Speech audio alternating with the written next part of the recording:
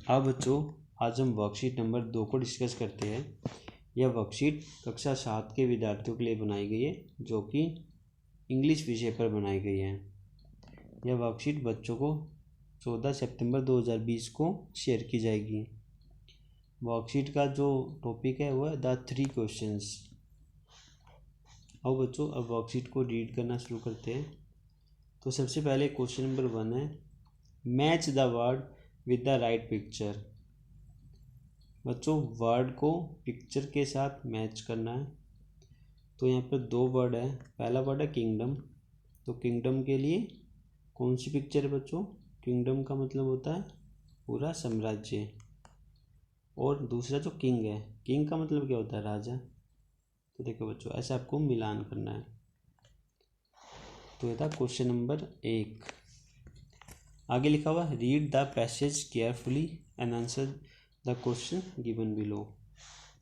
बच्चों ये पैसेज दिया गया है, इसको आपको रीड करना है और इसी पैराग्राफ के बेसिस पर कुछ क्वेश्चंस नीचे दिए गए और उनके आंसर देने हैं। अब बच्चों पैराग्राफ को पढ़ते हैं। It once occurred to a certain king that if he always knew the right time to begin everything।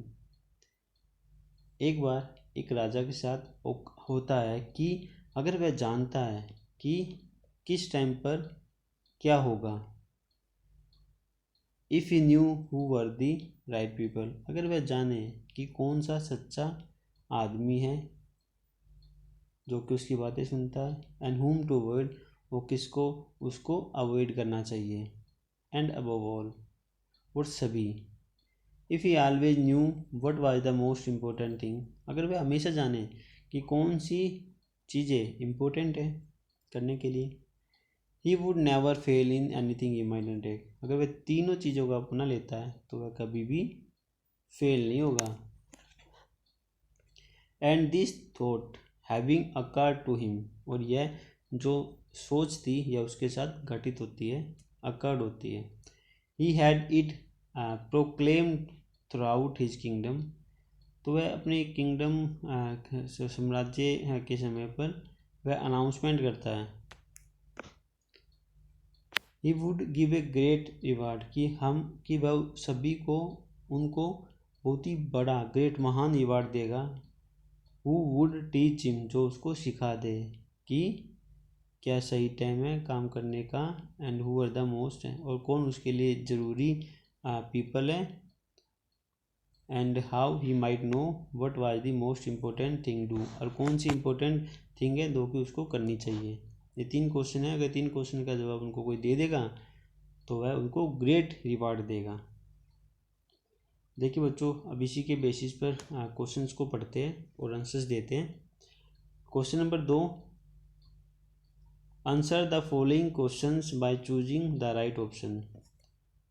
नीचे दिए गए क्वेश्चंस को ठीक उत्तर का चुनाव करके आंसर दीजिए। तो जो पहला इसमें जो क्वेश्चन है वो है, who wanted to know the right time to begin everything. या कौन जानना चाहता था कि कुछ भी शुरू करने के लिए बिल्कुल सही समय होना चाहिए। द मिनिस्टर, मिनिस्टर तो नहीं है यहाँ पर, द किंग, द सोल्जर, तो यहाँ पर क्या आएगा? King, the king.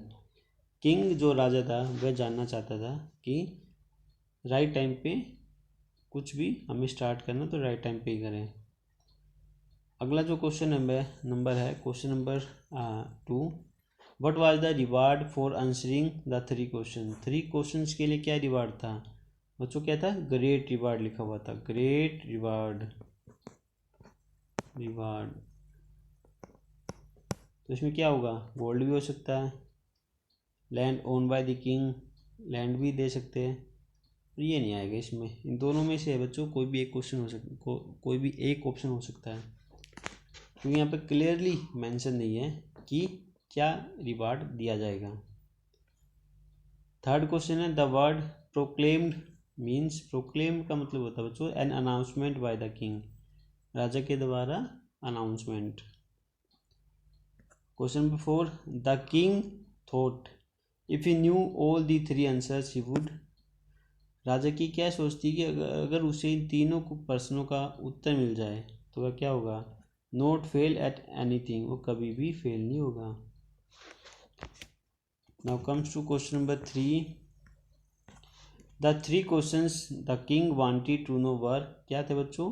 पहला, व्हाट वाज द राइट, यहाँ पर क्या आएगा, टाइम या ईयर? यहाँ पर आएगा टाइम। क्या क्या राइट टाइम था टू बिगिन एवरीथिंग, सब कुछ शुरू करने के लिए।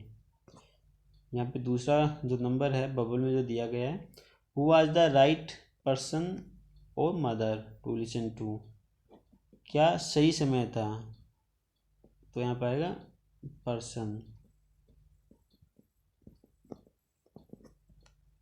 फिर है third, what was the most important और डिफ़िकल्ट थिंग टू डू, तो सबसे क्या डिफ़िकल्ट या कुछ इम्पोर्टेंट थिंग थी जो उसे करनी थी? तो यहाँ पर आएगा डिफ़िकल्ट नहीं आएगा बच्चों, यहाँ पर आएगा इम्पोर्टेंट।